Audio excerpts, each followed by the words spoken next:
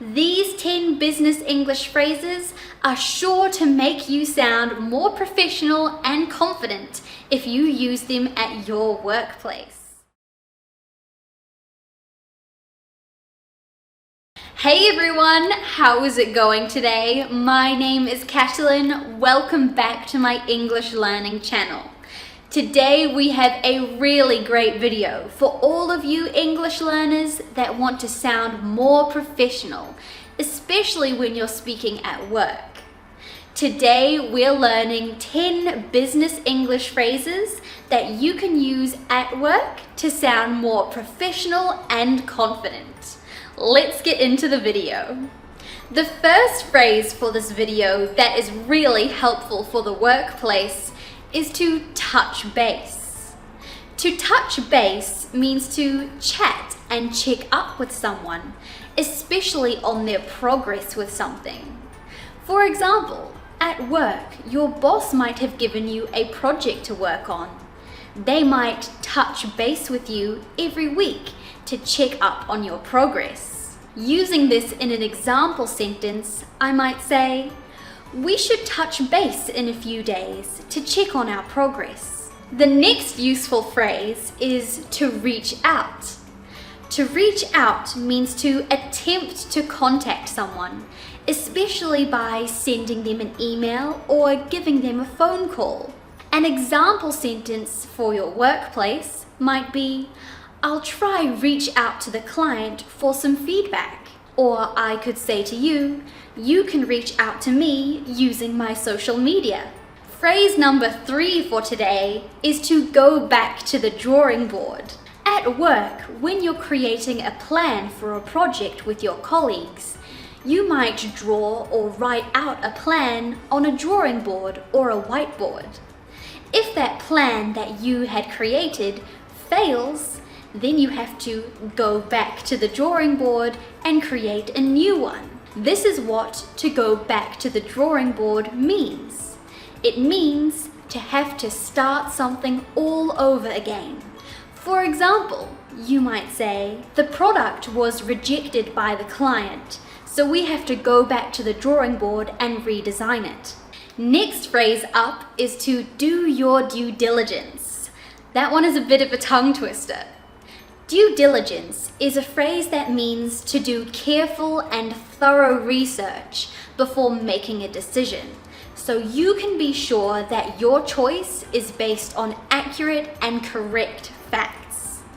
For example, if you're thinking of buying a house, that's a big and important decision, so you should make sure to do your due diligence before making any choice.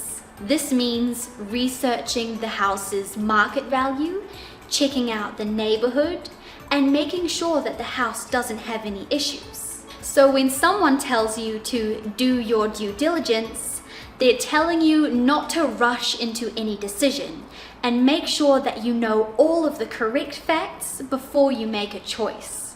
Business phrase number 5 is by the book. If you do something by the book, it means that you follow all of the rules and instructions very carefully. You don't make any changes. For example, your boss might say to you, "Make sure that you write that report by the book." That means that you must follow the rules and instructions closely when you're writing that report. Another business phrase related to by the book is to cut corners. If you are cutting corners, you're definitely not doing things by the book. To cut corners means to do something in the easiest, cheapest, and quickest way without caring about the quality of the end result. For example, if you're building a house, if you want to cut some corners to make it cheaper, you might use some cheap or low quality materials.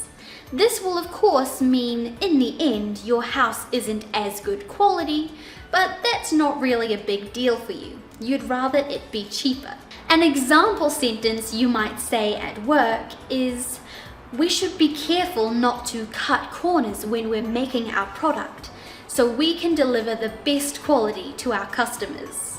Business phrase number 7 for today is to streamline.